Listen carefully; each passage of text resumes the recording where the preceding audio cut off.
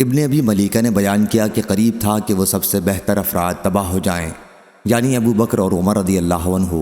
ان دونوں حضرات نے نبی کریم صلی اللہ علیہ وسلم کے سامنے اپنی آواز بلند کر دی تھی۔ یہ اس وقت کا واقعہ ہے جب بنی تمیم کے سوار آئے تھے اور آن حضرت صلی اللہ علیہ وسلم سے انہوں نے درخواست کی کہ ہمارا کوئی امیر بنا دیں۔ ان میں سے ایک عمر رضی اللہ عنہ نے بنی مجاشع کے اقرا بن حابس رضی اللہ عنہ کے انتخاب کے لیے کہا تھا، اور دوسرے ابو بکر رضی اللہ عنہ نے ایک دوسرے کا نام پیش کیا تھا۔ نافع نے کہا کہ ان کا نام مجھے یاد نہیں۔ اس پر حضرت ابو بکر رضی اللہ عنہ نے حضرت عمر رضی اللہ عنہ سے کہا، آپ کا ارادہ مجھ سے اختلاف کرنا ہی ہے۔ حضرت عمر رضی اللہ عنہ نے کہا کہ میرا ارادہ آپ سے اختلاف کرنا نہیں ہے۔ اس پر ان دونوں کی آواز بلند ہو گئی۔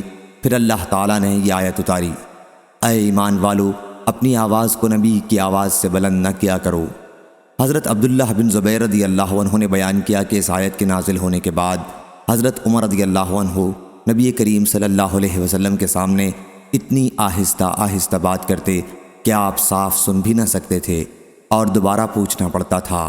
انہوں نے اپنے نانا یعنی حضرت ابو بکر رضی اللہ عنہ کے متعلق اس سلسلے میں کوئی چیز بیان نہیں کی۔